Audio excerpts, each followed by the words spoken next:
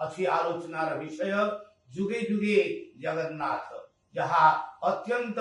मर्मस्पर्शी हृदयस्पर्शी एवं भक्तिप्रद मुक्तिप्रद एथि संदेहर अवकाश नहीं। जुगे जुगे जगन्नाथ जदि आमे आलोचना करिबा तेबे जेमती दिन दिन प्रतिदिन सेमती जुगे जुगे अर्थात प्रति जुगरे जगन्नाथ रहिछन्ती से तो जगतर नाथ जगन्नाथ तांको बोधे बेले बेले आमे भ्रमरे कहि पकाऊ श्रीक्षेत्र नाथ ओडिसार नाथ ना से ओडिसार नाथ केवल नुहंती श्रीक्षेत्र नाथ नुहंती से जगतर नाथ समग्र चराचर विश्वर नाथ से कारण आमे यदि से जीवा श्रीमद् भगवत गीता आड़को तेबे अर्जुन कहउछन्ती तमादि देव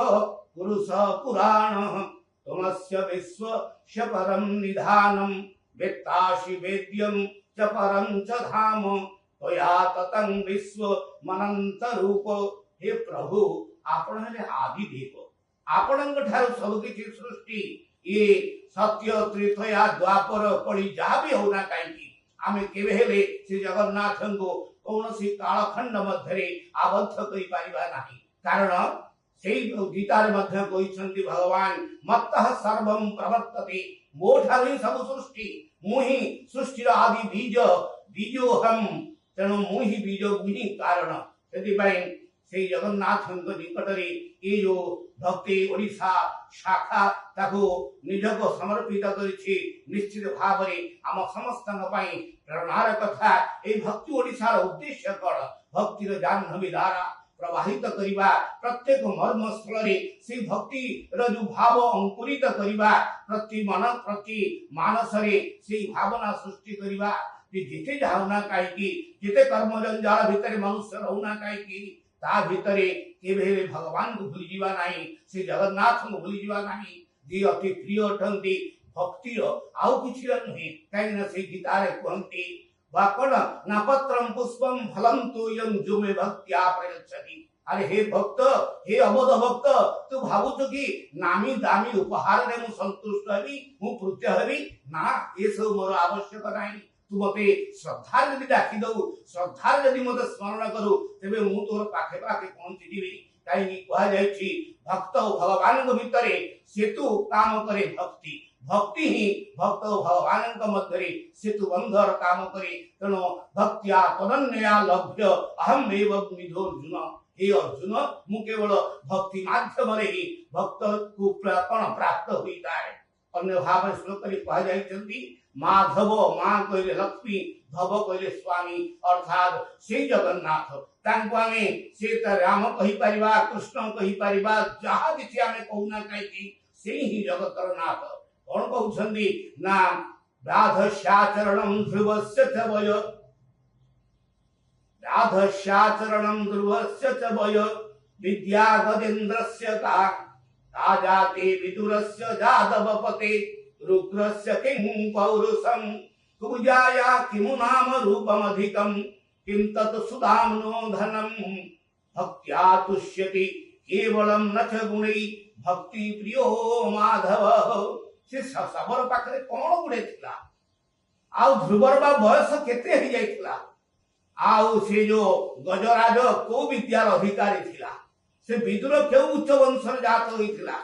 आउ उग्रसेन बर बा वीरत्व कोन गुडे थिला सेई भली से कुब्जा पाखरे सौंदर्य बा कोन थिला आउ से सुदामा पाखरे को धनर प्राचुर्य थिला ये सब अनावश्यक प्रभु निकटरे प्रभु केवल कुतरे प्रीत हुंती ना भक्त्या तुष्यति केवलम नथ गुणै भक्ति प्रियो माधव। भगवान जगन्नाथ केवल भक्तिर अधीन भक्त रे किना माने भृत्य कहले मध्य अत्युक्ति बनाई भक्त जेतेबेले जेतेबेले डाकु डाकिति तांग पाखे समर्पित होईछि भगवान को निकटरे जाति न थाए संप्रदाय न थाए धनी निर्धन निर्विशेष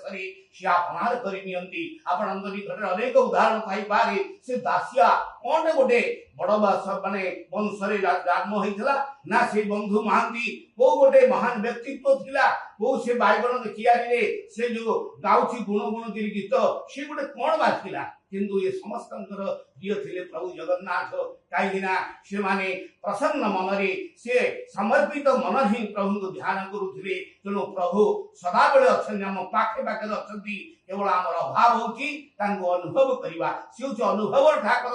ठाकुर से अनुभूतिर ठाकुर से आम जदि जे कौन क्षेत्र तांको मने पकईवा आम पाखरे अनुभव करिवा से निश्चित भाव में आमको सहाय प्रदान करिवे आमर क्लेश कर्म विपाक आमको दूर करिवे एथिरे संदेह अवकाश नाही तेणु आम तो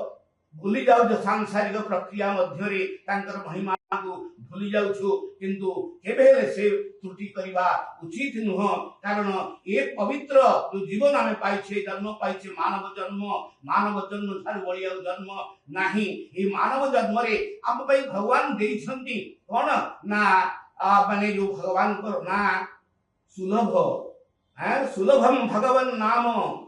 भगवान का अति सहज जगन्नाथ जगन्नाथ गाई परिवा सुलभम भगवान नाम जिह्वा च वशवर्तिनी तथापि नरकम यान्ति किमाश्चर्य मत परम नारदं को मुनि माने पचारुछन प्रभु ए संसार सबदार बड़ी आश्चर्य कोन ना यही आश्चर्य ने आम पाखरे कोन रहिछि माने सुलभ किछि पैसा दवा पडुनी किछि श्रम करबा पडुनी किछि कष्ट ग्रहण करबा पडुनी ये सहज रे अति सहज रे हम प्रभु को नाम नहीं परिबा सुलभम भगवान नाम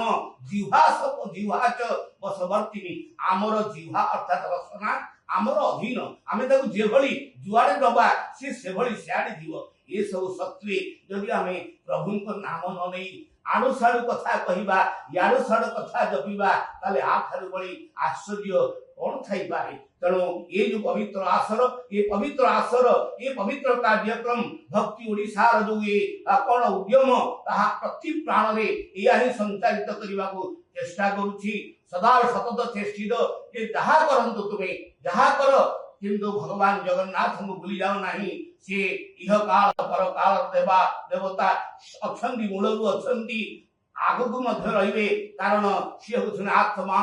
परमात्मांतर विलय न थाए सेदि भाई गीतारे कह जाईछि अच्छेद्य अदाय होय अक्लेद्य सोस्य वच नित्य सर्वगतः स्थानु अचलोयम सनातनः अच्छेद्य ताकु केही छेदन करि पारेनी अदाह्य केही दहन करि पारेनी अक्लेद्य कौनसी जलराशि ताकु बुड़ाई पारे नहीं अशोष्य जेते से अणचास हवन हो जहा भी हो केही ताकु शोषि पारे नहीं अदाह्य अक्लेद्य अशोष्य आ नित्य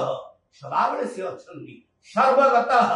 समस्त प्राण समस्त हृदय से विराजमान करती आई होती सनातन तेणु से सनातन देवता आमर जगन्नाथ आमे तो धन्य जे आमको अति निकट रे प्रभुंकर आशीर्वाद प्राप्त होइछि से क्षेत्र रे आमे वास करी प्रभुंकर सान्निध्य प्रभुंकर आशीर्वाद आमे लाभ करूछे तेणु से भली पवित्र जन्म धारण करी आउरी केमती हमर भक्ति भाव को पल्लवित करिबा आउरी आगो को बढ़िबा से उद्देश्य रे ये होची भक्ति ओडिसार कार्यक्रम सेति भाई जदी भक्ति नाही जदी समर्पण नाही तेणु भक्तिर नाम जे समर्पण सेति भाई कहउछि अहम तवास्मि हे प्रभु मु आपणंकर अहम तवास्मि मु आपणंकर मोते आपण पळी नियंतु मोते आपण पाखक नै जानतु बहुत दोष अछि बहुत त्रुटि मोटाल अछि आपण ताकू अणदेखा करी मोते अधम संतान मने करंतु मोर समस्त दोष दूर करी आपणार प्रियतम करंतु काईना कहा जाय आदि होती पवित्र रामनवमी से रामनवमी तिथिरे मध्य होइछंदी से तुलसीदास महोदय भारी मथे घृत होय बरु शिकताते बरुतेल बिनु हरि भजन न करिय